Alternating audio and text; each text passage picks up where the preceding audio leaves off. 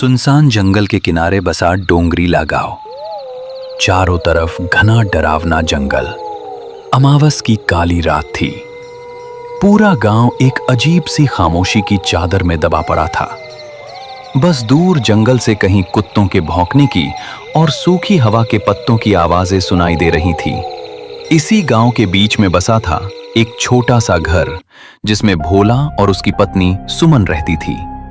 उस रात जब भोला रात में जंगल लकड़ी लाने जा रहा होता है। सुनो जी, आज अमावस की रात है और इस रात में भी आप लकड़ी लाने जंगल जा रहे हो। आज आप लकड़ी लाने जंगल मत जाओ, मुझे बहुत डर लग रहा है। अरे वो सुमन, तुम डर क्यों रही हो? अगर मैं लकड़ी लाने जंगल नहीं गया तो हमारे घर का खर्चा कैसे चलेगा? तुम चिंता मत करो, मैं जल्दी लकड़ी लेकर जंगल से आ जाऊंगा। पत्नी ने इतना समझाकर भी भोला रुका नहीं। वो अपनी कुल्हाड़ी हाथ में लेकर इतने रात को जंगल लकड़ी काटने निकल जाता है। दूसरी तरफ उसी गांव के बीचों बीच पुराने बरगद के नीचे बनी रामू की चाय की दुकान से धीरे धीरे बुझती अंगारों की रोशनी में चमक रही थी। उसी चाय की दुकान पे बैठे थे गांव के 4-5 लोग। उनमें रामू, मोहन, गोपाल और गांव के सबसे बूढ़े शंकर काका भी बैठे थे। अरे आज ये कुत्ते इतना क्यों भौंक रहे बे? पूरा गांव इन कुत्तों की आवाजों से डर रहा है। मन्ने तो लग रहा है कोई आत्मा पिशाच बाहर घूम रहा है। अमावस की रात है ना आज? हाँ, आज अमावस्या की रात है और आज की रात जंगल में जाना मतलब अपने ही सिर पे लाठी मारने जैसा होगा। आज छलावा रास्तों में भटकता है। भाइयों, मैंने तो ये भी सुना था कि जंगल का छलावा रूप भी बदलता है, कभी कभी तो इंसान का रूप ले लेता है। सब लोगों की बातें चल ही रही थी कि उतने में दूसरी तरफ से भोला अपने एक हाथ में कुल्हाड़ी और दूसरे हाथ में एक लालटेन लेकर आने लगता है।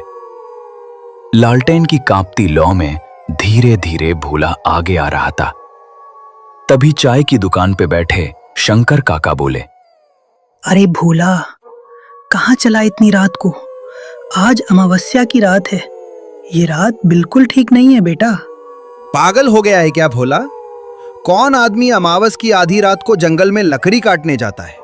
रामू, अगर मैं लकड़ी लाने जंगल नहीं गया तो मेरे घर का खर्चा कैसे निकलेगा? इसी वजह से मेरा काम रुकता नहीं। घर में चूल्हा जलाना है, उसके लिए पैसा लगता है। पैसों के लिए मुझे मजबूरी में लकड़ी लाने जंगल जाना पड़ता है। हर रोज मेरी पत्नी सुमन मुझे उस जंगल में जाने के लिए मना करती है, लेकिन मैं उसकी बात नहीं मानता। मत जा भोला, आज अमावस की रात है। जंगल में आज कोई इंसान नहीं, बल्कि वो छलावा घूमता रहता है। इतने में एक जोरदार ठंडी हवा चली। लालटेन की लौ एकदम लहराई और जैसे किसी ने पास में ही हंसकर फुसफुसाया हो। सबके रोंगटे खड़े हो गए, लेकिन भोला डरा नहीं। वो अपनी कुल्हाड़ी लेकर आगे बढ़ गया। भोला चाय की दुकान से आगे निकल चुका था। गांव की आखिरी बाउंड्री पार होते ही वो सुनसान डरावने जंगल का रास्ता शुरू हो जाता है। रात का अंधेरा और भी भयानक हो गया था। पेड़ों की टहनियां हवा में हिल रही थीं। जंगल की आवाज ऐसी आ रही थी कि मानो किसी इंसान की आवाज हो। भोला रुक जाता है। कौन है? कोई है तो सामने आ जाओ। पर जवाब सिर्फ सन्नाटा। तभी अचानक उसे दिखा एक परछाई आगे पेड़ से उतरकर खेत की तरफ चली गई, धीरे मगर इंसान जैसी चाल में। भोला ने हिम्मत की और बोला, कौन है रे? गोपाल तू है क्या? अगर कोई गांव का आदमी मेरे को डरा रहा है तो मैं डरने वाला नहीं हूं। सीधे तरीके से मेरे सामने आ जाओ, नहीं तो मेरे हाथ जो कुल्हाड़ी है उससे मैं तुम्हारा सर धड़ से अलग कर दूंगा। तभी वो काली परछाई वापिस आने लगती है और वो कोई और नहीं बल्कि भोला की पत्नी सुमन थी। भोला का दिल धक से रह गया। अरे सुमन, तू इस भयानक डरावने जंगल में इतनी रात को क्या कर रही हो? मैंने तुमको बताया था कि मैं घर जल्दी लौट आऊंगा। सुमन मुस्कुराई, मगर आंखें बिल्कुल ठंडी। लेकिन वो आवाज सुमन की नहीं थी, वो तो उस जंगल के छलावे की थी।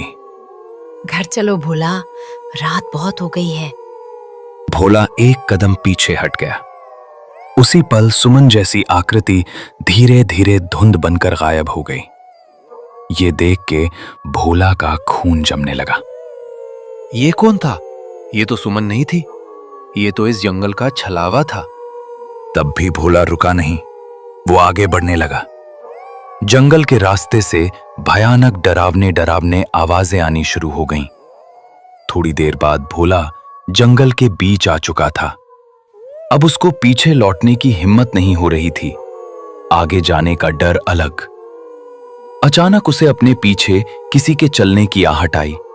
वो पीछे मुड़ा, लेकिन वहां कोई नहीं था। ये सब देख के भोला जोर से चिल्लाया, कौन है रे? सामने आ। तभी एक बार और उसके पीछे धीमी खुरदरी आवाज आई, जैसे किसी 60 साल के बुड्ढे की आवाज हो। फिर से भोला पीछे मुड़ा तो अपने पीछे उसको उसी के गांव के शंकर काका दिखाई दिए, जो चाय के दुकान पे बैठे हुए थे। शंकर काका, आप इस वक्त इस जंगल में? आपने तो मुझे जंगल जाने को रोका था, तो आप इस जंगल में इतनी रात को क्या कर रहे हो? मैं तेरा ही इंतजार कर रहा था भोला। भोला, आज तुझे मेरे हाथों से कोई नहीं बचा सकता। आज तेरा शरीर मेरा होगा। ये सब देख के भोला पीछे हट गया। मुझे पता है कि तुम मेरे गांव के शंकर काका नहीं हो। मैंने तुमको पहचान लिया है, तुम एक जंगल के छलावा हो। अचानक शंकर काका का चेहरा पिघलने लगा। आंखें लाल, दांत लंबे और चेहरा किसी दानव जैसा। भोला डरकर कुल्हाड़ी लहराता हुआ भागा। छलावा पेड़ों से ऊपर नीचे कूदता हुआ उसका पीछा कर रहा था। भोला भागते भागते एक पुरानी खाई पर पहुंचा। आगे रास्ता नहीं था, पीछे से छलावे की हंसी। अब भोला के पास आगे जाने का कोई भी रास्ता नहीं था। न भोला पीछे जा सकता था, न आगे जा सकता था। भोला ने कांपते हुए हाथों से अपनी कुल्हाड़ी उठाई और बोला, आ जा, मैं डरता नहीं तुमसे। तुझे जो करना है कर ले। छलावा एक झटके में भोला का रूप लेकर सामने खड़ा हो जाता है।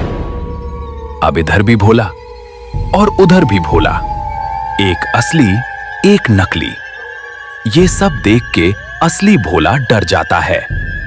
भोला, अब तू क्या करेगा? अब तो मैंने भी तेरा रूप ले लिया है। अब कौन सा तू और कौन सा मैं? अब तो तुम्हारी पत्नी सुमन भी मुझे नहीं पहचान पाएगी। तभी अचानक छलावा भोला के ऊपर छलांग मारने ही वाला था कि भोला को अचानक शंकर काका की बात याद आई। हाँ, शंकर काका ने मुझे आते हुए बताया था कि छलावा रोशनी को बर्दाश्त नहीं कर पाता। उसके बाद भोला ने अपने हाथ में जो लालटेन थी उसको उठाया और जोर से छलावे की तरफ फेंक दी। जैसे ही लालटेन छलावे के पास गिरी, लालटेन में तेज पीली रोशनी खोने लगी और छलावा दर्द से चिल्लाते हुए पीछे हट गया। वो धुएं में बदलता हुआ चिल्लाया, अगली अमावस मैं लौटूंगा भोला। उसके बाद तुम्हें ये लालटेन तो क्या, तुम्हारे गांव का कोई इंसान भी तुम्हें बचा नहीं पाएगा। ये बोल के छलावा अंधेरे में गायब हो गया। रात के 2 बजे थे। अब भोला के पास लालटेन भी नहीं थी। भोला ने अपनी कुल्हाड़ी उठाई और घर के रास्ते बिना लकड़ी लेकर वापस जाने लगा। थोड़ी दूर चलते चलते भोला थक जाता है। इसीलिए वो एक पेड़ के नीचे आराम करने बैठ जाता है। रात का अंधेरा गहरा हो चुका था। भोला को कुछ समझ नहीं आ रहा था कि अब वो क्या करे। क्या करूं? कुछ समझ नहीं आ रहा है। रात भी बहुत हो चुकी है और मेरे पास तो अब मेरी लालटेन भी नहीं है। रात भी बहुत हो चुकी है और मेरे पास तो अब मेरी लालटेन भी नहीं है और इस जंगल का रास्ता भी साफ दिखाई नहीं दे रहा है। ऐसा करता हूं, आज की रात यही जंगल में पेड़ के नीचे सो जाता हूं। सुबह होते ही लकड़ी लेकर यहां से चला जाऊंगा। दूसरी तरफ भोला की पत्नी घर के दरवाजे के पास खड़ी होकर भोला का इंतजार कर रही थी। रात के ठीक 3 बज चुके थे। थोड़ी देर बाद सुबह होने ही वाली थी। तभी सुमन खुद से बातें करते हुए बोलती है, हे भगवान, रात के 3 बज चुके हैं और अब तक ये घर क्यों नहीं लौट आए? उनको कुछ हुआ तो नहीं होगा? अब मैं क्या करूं? घर के बाहर कुत्तों की भौंकने की और जंगल की तरफ से लोमड़ियों की आवाजें आ रही थी। उधर सुमन को नींद नहीं आ रही थी। सुमन सोते हुए भोला को याद कर रही थी। सुमन घर में इधर उधर घूम रही थी। थोड़ी ही देर में सुबह हो जाती है। सुबह होते ही सुमन गांव में जो चाय की दुकान है उसके पास आने लगती है। चाय के दुकान पे वही लोग बैठे थे जो रात को भोला को समझा रहे थे। तभी सुमन चाय के दुकान पे आ जाती है। क्या हुआ सुमन? तुम आज चाय के दुकान पे कैसे आई? सब ठीक तो है ना? नहीं शंकर काका, सब ठीक नहीं है। कल रात को भोला लकड़ी लाने जंगल गए थे, लेकिन भोला जंगल से अब तक घर आए ही नहीं। रोज तो जल्दी घर लौट आते थे, लेकिन आज क्या हुआ तो भोला घर लकड़ी लेकर आए ही नहीं। मुझे बहुत ही चिंता हो रही है। सुमन, तुम चिंता मत करो। अभी हम सब उस जंगल में जाके देखते हैं। उसके बाद सभी भोला को ढूंढने जंगल के और जाने लगते हैं। थोड़ी दूर जाने के बाद उनको दूसरे गांव का एक लकड़हारा उस जंगल में दिखाई देता है। तभी उस लकड़हारे से शंकर काका कहते हैं, बेटा, तुमने किसी आदमी को इस जंगल में देखा है क्या? वो भी तुम्हारे तरह इस जंगल में रात को लकड़ी लाने आया था, लेकिन अब तक वो घर नहीं लौटा। हाँ काका, मैंने एक आदमी को एक पेड़ के नीचे देखा था, लेकिन वो सोया हुआ था, इसीलिए मैंने उसको जगाया नहीं। वो पास में ही जो पेड़ है उसके नीचे सोया हुआ है, लेकिन वहां का रास्ता बहुत ही डरावना है। मैं भी लकड़ी काटने वहां कभी नहीं जाता। सभी लोग वहां से भोला को ढूंढने आगे जंगल के रास्ते निकल पड़ते हैं। कुछ ही दूर जाने के बाद उनको भोला एक पेड़ के नीचे सोया हुआ दिखाई देता है। सभी लोग भोला के पास जाते हैं और कहते हैं, अरे वो भोला, नींद पूरी नहीं हुई क्या? अब तुम्हारी नींद पूरी हुई होगी तो उठ जा। देखो, हम तुम्हें ढूंढने जंगल आए हुए हैं। तभी अचानक भोला की आंख खुल जाती है। भोला खड़ा हो जाता है और कहता है, तुम लोग यहाँ क्या हुआ? सब ठीक तो है? और सुमन, तुम भी इन लोगों के साथ इस जंगल में क्यों? क्या हुआ? आप आज घर नहीं आए तो क्या मुझे चिंता नहीं होगी क्या? मैं रात भर आपके चिंता में सो नहीं पाई और आप कह रहे हो कि क्या हुआ? सुमन, अब मैं तुमको क्या बताऊं कि मेरे साथ रात में क्या हुआ? क्या हुआ भोला तुम्हारे साथ रात को इस जंगल में? शंकर काका, अब आप लोगों को मैं क्या बताऊं? कल रात जब मैं लकड़ी लेने इस जंगल में आया ना, तो मुझे सुमन का रूप लेकर इस जंगल का छलावा मेरे सामने आया। उसके बाद वो गायब हो गया। थोड़ी देर बाद फिर से वो छलावा आपके रूप में मेरे पीछे मुझे मारने आया शंकर काका, लेकिन आपकी वजह से मैं कल रात को बच गया।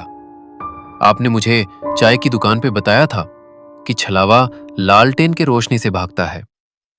मैंने मेरे हाथ में जो लालटेन थी वो छलावे के ऊपर फेंकी। उसके बाद छलावा गायब हो गया, लेकिन उसने मुझे बोला था कि वो फिर अगली अमावस की रात हमारे गांव आएगा। शंकर काका, छलावा गया नहीं है, सिर्फ कुछ दिनों के लिए गायब हो गया है। इसीलिए हम सब गांव वालों को सावधान रहना होगा। बेटा भोला, तू आज बच गया, पर वो किसी और का रूप लेकर फिर आएगा। अब चलो यहां से जल्दी।